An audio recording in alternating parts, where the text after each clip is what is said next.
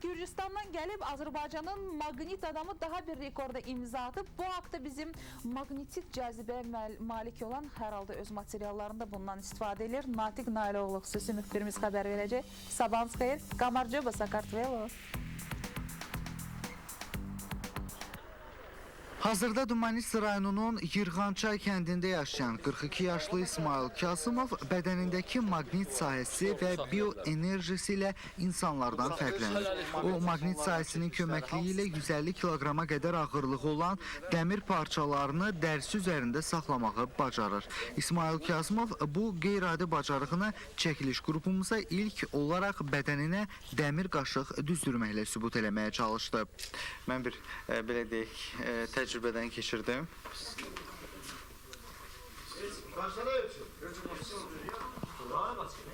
Bu qaşıqları düzəndə sizə heç bir, yəni belə bir mənfi təsir olmur ki?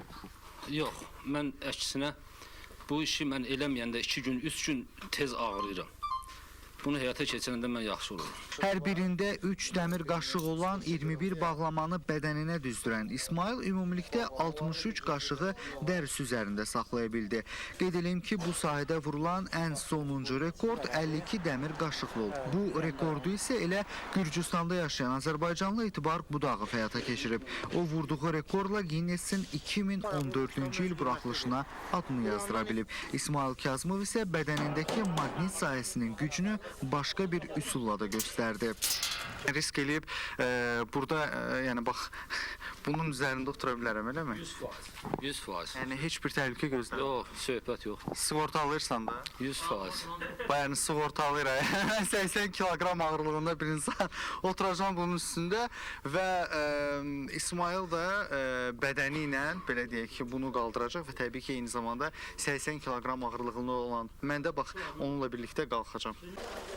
Bu belə nə qədər saxlaya bilərsiniz məni? Nanım, o baxır sizə. Orada yanı ləngər verməyin. Hə, yaxşı. Məncə kifayətdir. Lakin İsmailin bədənində olan maqnit sahəsinin gücü bununla da bitmir. O, bədənindəki maqnitin gücü ilə 2 ton 300 kiloqram ağırlığı olan nəqliyyat vasitəsini belə dartmağı bacarır.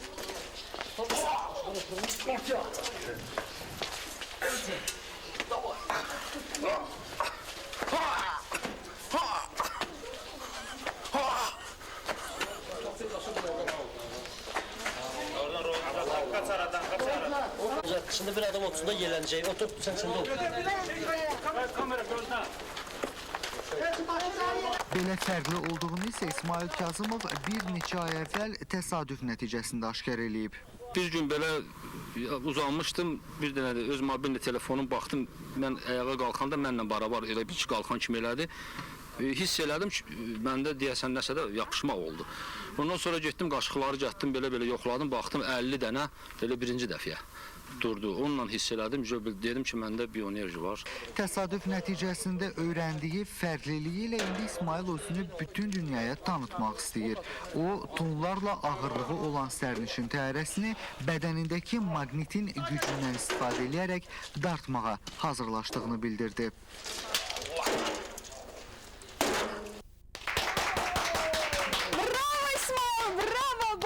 Sizə hər halda studiyamızda olan insanlar bəli səsləndirir. Hələ efirdə, bəli, efir otağında da səsləri eşidirəm. Vaxt